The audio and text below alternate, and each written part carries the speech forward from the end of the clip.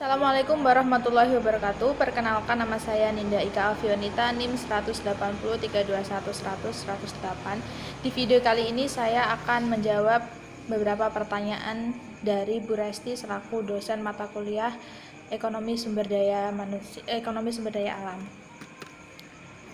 Langsung saja pertanyaan yang pertama, apakah Indonesia memiliki cadangan sumber daya alam yang banyak?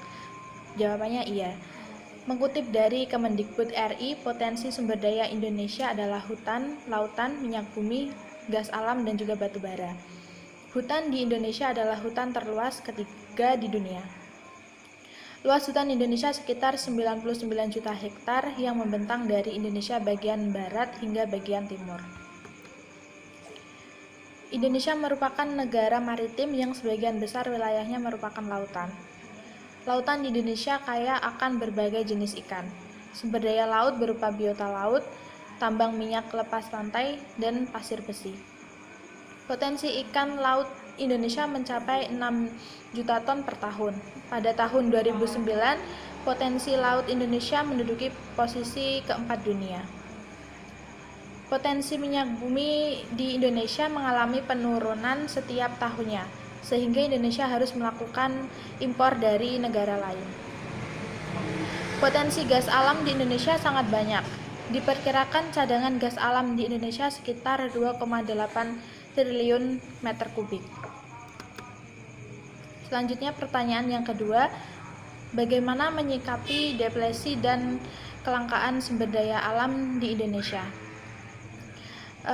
Menurut saya, untuk menyikapi hal tersebut lebih baik kita harus lebih bijak dalam memanfaatkan sumber daya alam, baik itu sumber daya alam yang dapat diperbaharui ataupun sumber daya alam yang tidak dapat diperbaharui. Kemudian pertanyaan yang ketiga, apa pendapat Anda terkait eksploitasi sumber daya alam secara besar-besaran yang tujuannya untuk pembangunan? Tidak bisa dipungkiri bahwa kegiatan eksploitasi yang besar-besaran terhadap sumber daya alam akan memberikan dampak negatif bagi penurunan kualitas ekosistem hutan, sungai, danau, pesisir, dan kelautan yang disebabkan oleh aktivitas pemanfaatan yang tidak melihat jangka panjang. Dengan begitu, berakibat hilangnya habitat-habitat yang kerap kali tidak dapat digantikan atau menguras gudang keanekaragaman hayati dunia. Pertanyaan yang keempat, apa yang Anda ketahui tentang konservasi? Dan jawab pertanyaan Anda berdasarkan 1 dari 6 jurnal yang telah dianalisis.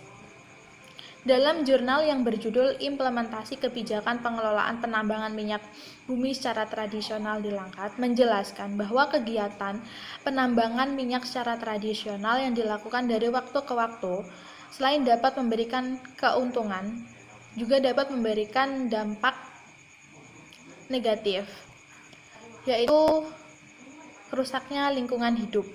Oleh karena itu, kegiatan pengusahaan penambangan minyak bumi secara tradisional diatur oleh pemerintah melalui Peraturan Menteri Energi dan Sumber Daya Mineral Nomor 1 Tahun 2008 untuk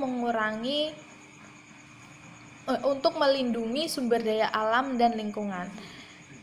Di sini pemerintah berusaha untuk melindungi sumber daya alam yang dimiliki oleh negara dan itu merupakan kegiatan konservasi.